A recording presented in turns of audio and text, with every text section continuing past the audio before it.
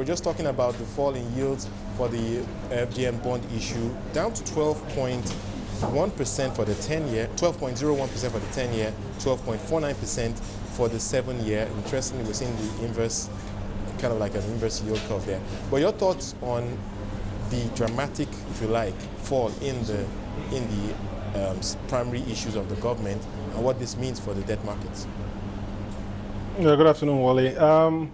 Well, the auction results were a bit odd considering where the secondary market closed that day. The secondary market prices were giving yields above what the auction was. But interestingly, the prices have bounced again. So current yields are actually higher than the auction results.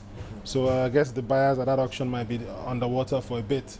But it's really about the demand and supply. There was only 50 billion on offer, 25 billion each for 2019 and 2022. And there's a very high level of demand. It's not clear if this demand is local or foreign because it's hard to see how that was a good trade as of today. Let's move on to the subnational space and of course look at Lagos State issuing that bond, historic bond issue if you like, 80 billion naira ahead. It's the largest we've seen in subnational space in this market. 14.5%, significant premium, many will say, to the federal government bond of similar tenors. Your thoughts on that result and what it perhaps means for the broader subnational fixed income market? Well, I think it's the result is interesting. Initially, the pricing was supposed to cap at 14%, but again, with the book building transaction, it's a matter of demand and supply on the day. And as of Tuesday, when they had to round off the book building to clear 80 billion, you needed 14.5%. Right. But it does point to the fact that with larger volumes, 80 billion is the record volume for a state. Prior one was 57.5% for Lagos. When you get into the larger and larger volumes, you're going to have to increase your price to be able to clear all the demand, all the amount you want to issue. Yeah, a very good point that you're making there. But what would this mean for the other issuers? River State, I know that they want to issue a bond as well. So if Lagos is issuing at 14.5, many people will say perhaps possibly the best reach you can find in the subnational space in Nigeria. What would this mean for the other issuers? Well, I mean, if you look at a graph of the spread over federal government rates going back from about 2008, that spread has varied over time. It has actually declined over time. But the last two Lagos issues in 2008 and 2010 were in the 3% range premium over the FGN rates. So Lagos has actually improved. It's actually getting like a 2% premium, 200 basis points above federal government instruments. If we use Wednesday as a clearing date. Right. And so it does show that overall that spread is reducing, but it shows that there's a bit of a difference between when you have pension fund buyers coming in and when you don't. Gombe was about 300 basis points spread, and not a lot of pension, no pension buyers there. Relatively small book, small number of buyers. This had a much larger number of buyers, and that might have helped them get a narrower spread, even though a number of those buyers are very demanding in terms of the yields they want.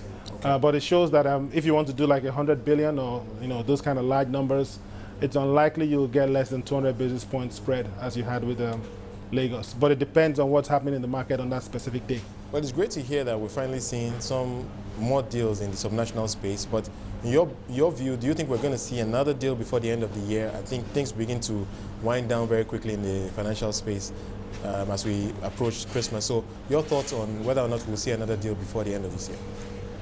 Well, for most states, annual accounts will go stale from the SEC point of view on December 31st. So any issue that wants to happen will happen before then. We have had issues in December before. So the year is not over yet. I guess the good news is that this year is actually better than last year. Right. On the state side, there was about 92 billion issued last year. Right. With the 80 billion of Lagos State, we're now at 127, which is still less than 157.5 billion in 2010.